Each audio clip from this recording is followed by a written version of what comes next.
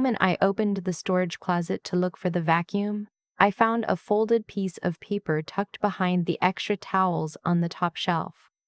Not a receipt. Not a grocery list. A note. And the first line stopped my breath cold. Your husband has been lying to you for longer than you know. Before I go, you deserve to find what's inside his home office filing cabinet. Bottom drawer. Behind the hanging folders. I'm sorry I couldn't say this to your face. My hands went still. I recognized the handwriting immediately. That careful, slightly tilted cursive. It belonged to Rosie, the woman who'd cleaned our house every Thursday for the past 3 years. The woman my husband had fired 2 weeks ago while I was away visiting my sister in Kelowna. He'd called me on a Tuesday evening, completely casual, said she'd been going through his desk and he had to let her go. I'd felt a small twinge of something. Unease. Maybe. But I trusted him. I said okay and didn't think about it again. Now I was thinking about it. My name is Joanna, and until I held that note in my hands, I genuinely believed my marriage was one of the steadier things in my life. My husband, who I'll call my husband because that's what he is, and right now that word feels like a splinter I can't get out, had been with me for 9 years. We met at a trivia night in a bar on Queen Street West. He was funny and quick, and he remembered things about me that I mentioned only once. We bought our house in Hamilton 3 years ago. We had plans.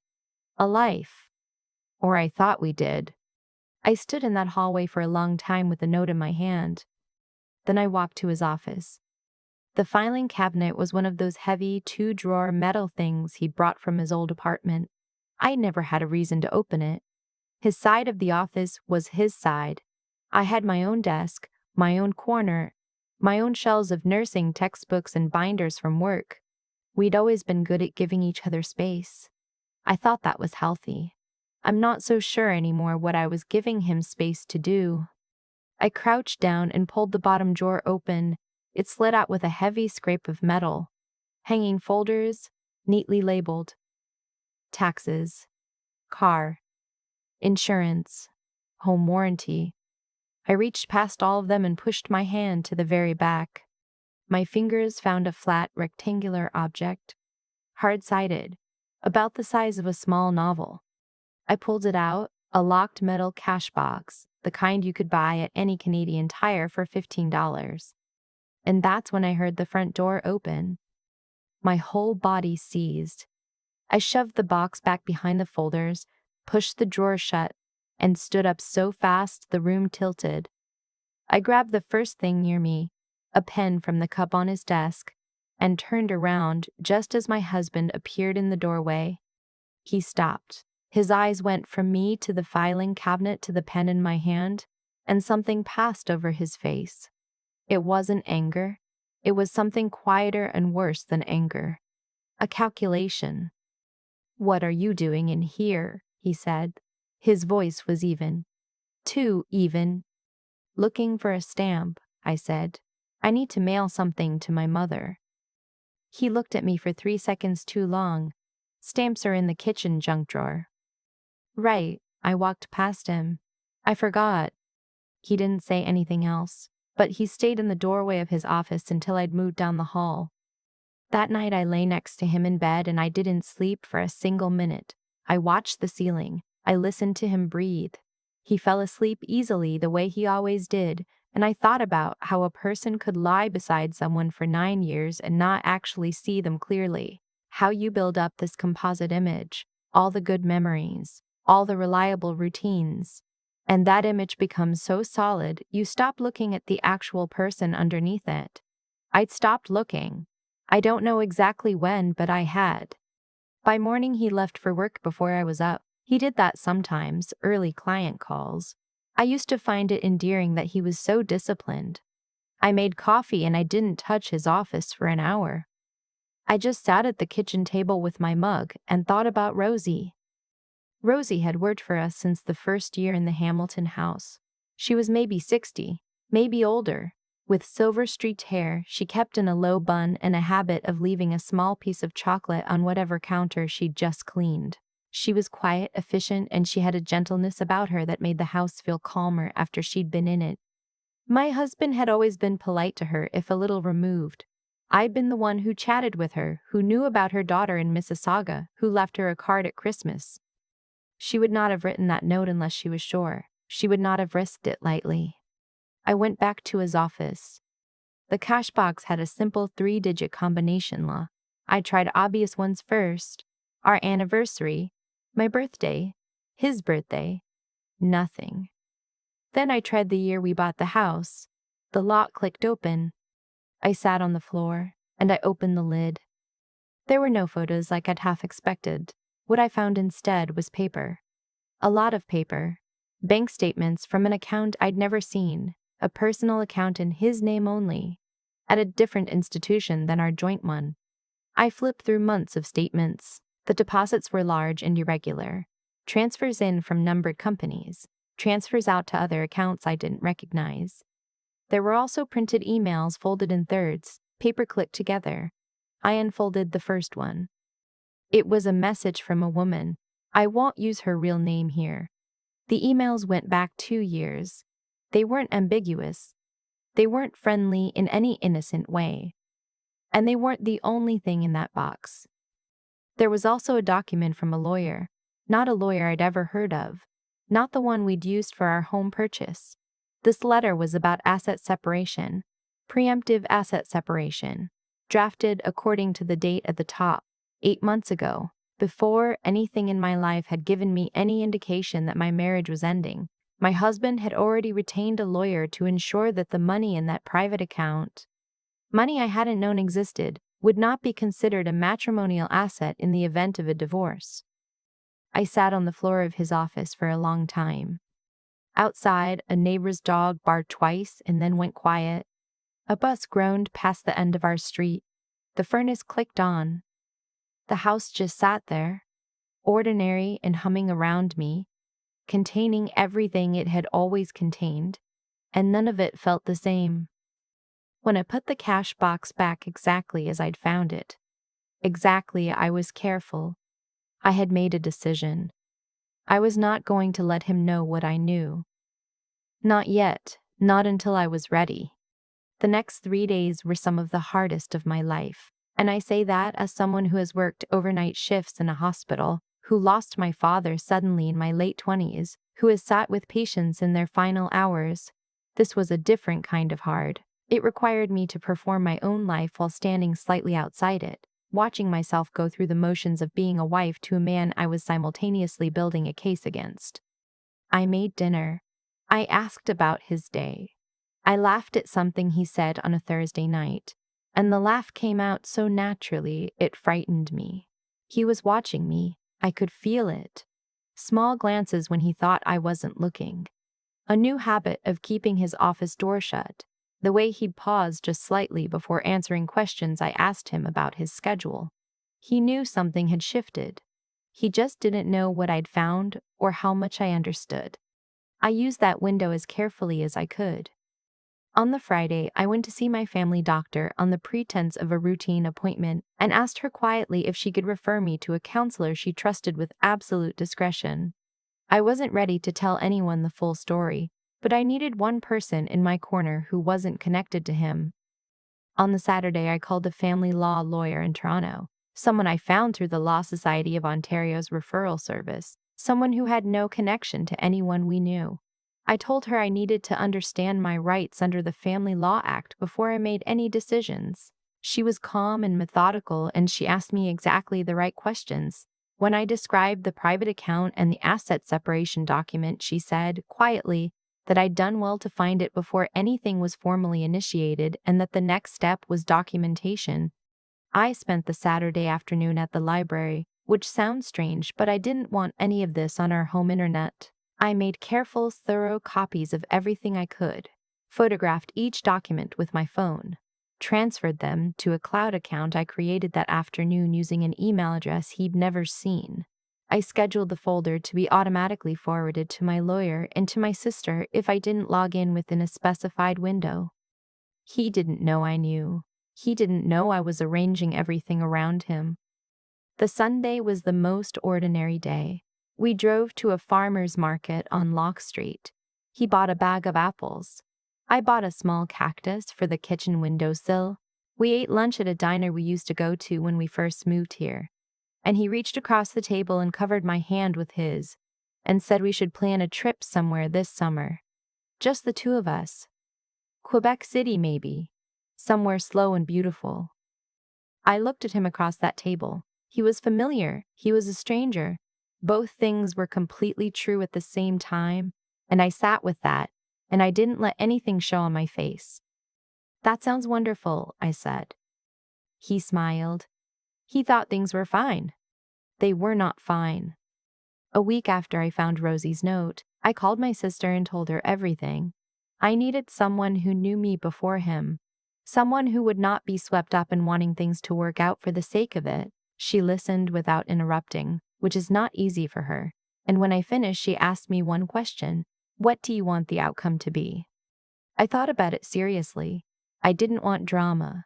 I didn't want revenge in the burning everything down sense. What I wanted was to not be erased. The private account, the asset lawyer, the months of maneuvering, all of that had been designed to ensure that when my husband was ready to leave, I would have nothing. I would be standing in my own house with nothing to show for 9 years except whatever was in our joint account, which I now noticed had been unusually low for the past several months. Transfers out, small amounts, regular. He'd been moving money for a long time. What I wanted was for that to stop. What I wanted was for the full picture to exist somewhere on record. The following Monday, I met again with my lawyer. I brought printed copies of everything.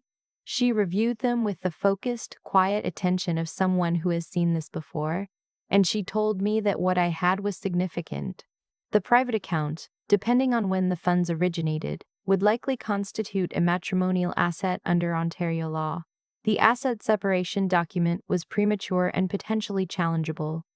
The emails were relevant to the broader financial picture.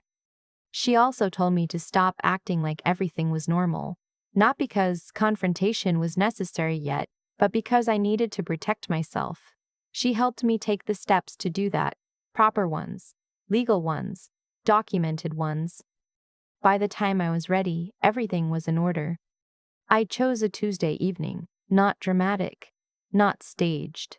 I made dinner the way I usually did, and I waited until we were both sitting down, and then I put Rosie's note on the table between us. He looked at it for a long moment. His jaw moved slightly. I watched him decide what kind of response to deploy, whether to go angry, dismissive, confused. I'd thought about all of them. I was prepared for all of them. Where did you find that? He said, not a question. She left it before she went, I said, and I looked where she told me to look. Silence. I've already spoken to a lawyer, I said. Everything is documented. I know about the account at CIBC. I know about the legal consultation 8 months ago. I know about the transfers. I know about the emails. He sat very still, and then he said quietly, Joanna, I can explain. I know you can, I said, but I don't need the explanation. My lawyer needs it. He looked at me across the kitchen table that had been in my family before it was in this house, in the kitchen of a home that sat in my name as much as his. And I think he saw, for the first time, that he had miscalculated. He'd spent months building an exit strategy around a version of me that didn't ask questions, didn't live behind folders, didn't have a lawyer on retainer, and a cloud backup and a sister who answered her phone. That version of me had existed once. She'd trusted too completely and asked too little and given a lot of space without knowing what the space was being used for. But she'd also found a note that someone took a serious risk to leave, and she'd paid attention to it. Rosie, if you ever somehow read this, thank you. I know you didn't have to do that. I know it cost you something. I haven't forgotten. The legal process was not quick or simple. Ontario family law is thorough and it requires patience, and I will not pretend it was anything but exhausting and expensive, and full of moments where I sat in my car in parking lots and cried until I couldn't anymore. My counselor helped. My sister helped. The lawyer was steady and clear-eyed, and exactly what I needed her to be. I'm not going to describe the settlement in detail. What I will say is that the private account became very visible, very quickly, and that visibility changed the conversation significantly. What had been designed to leave me with nothing became something closer to what I was actually owed. It took time. It took documentation. It took being willing to sit across a table from someone I'd loved and hold my position. I held it. I'm living now in an apartment in downtown Hamilton, not far from the escarpment. It's small and it gets excellent morning light. And I bought a real kitchen table at a vintage place on Ottawa Street. And I like eating dinner at it alone. My cactus is on the windowsill. I got the cactus from that last Sunday at the farmer's market, which I realize sounds strange, but it was there when I decided I wasn't going to let myself be erased. And it's still alive, and I like that about it. I'm not going to tell you I came out of this without scars. I'm not going to say it made me stronger in some clean, uncomplicated way. It made me different. More careful, yes, but not smaller. I am not smaller than I was. And I know, the way you know something that has moved all the way down into the bones of you, that the most important thing I ever did in those first hours after finding that note was to be still enough, and careful enough, and just angry enough to think clearly. I paid attention, and that changed everything. There's something I keep coming back to, even now. It's not the money, and it's not even the betrayal exactly. It's the moment I stood in that storage closet holding Rosie's note, and I had a choice. I could have put it back. I could have told myself I was imagining things, that she had some other reason for writing it, that my marriage was fine and I was borrowing trouble. Part of me wanted to do exactly that. It would have been easier for a little while. But Rosie had taken a real risk to leave that piece of paper. She was an older woman who'd worked honestly for us for 3 years, who'd been let go without warning and without a proper reason, and she still took the time to look out for me before she walked out the door. That kind of quiet decency, doing the right thing for someone else when you have nothing left to gain from it, doesn't come from nowhere. It's a choice too. And it deserved to be answered with something more than me shoving the note back behind the towels and pretending I'd never seen it. So I paid attention. I kept my head clear when every instinct was telling me to panic. I didn't confront him at the kitchen table that first night, didn't send the accusing text, didn't do any of the things that would have handed him the upper hand before I understood what I was actually dealing with. I went slowly. I documented. I called a lawyer I didn't know through a referral service, which is not the most dramatic thing I have ever done. But it was probably the most important. That took a kind of patience I didn't know I had in me until I needed it. What I've understood since then is that the intelligence it took to get through those weeks wasn't the kind that gets tested in school. It was the ability to hold two things at once, to sit across from my husband at that diner on Locke Street, watch him cover my hand with his and talk about Quebec City, and stay calm. To know what I knew and not let it leak. To use the time I had rather than waste it on grief I could feel properly later, once I was safe. That's not coldness, that's clarity. There's a difference. And then there's the part that nobody really prepares you for, which is continuing, getting up the next morning after you've set things in motion, sitting in parking lots crying and then driving home anyway, going through the legal process that is never fast and never painless and costs money you didn't budget for. My sister kept asking if I was okay, and the honest answer for a long time was no, but I kept going because stopping wasn't actually an option. Not stopping is not the same as being strong in some glossy, inspirational sense. It just means you put one foot down and then the other one, and you do that until you're somewhere different than where you started. I'm somewhere different now. The apartment gets good morning light. I bought a kitchen table I actually like. The cactus from that last Sunday at the farmer's market is still alive on the windowsill. Rosie did a decent thing.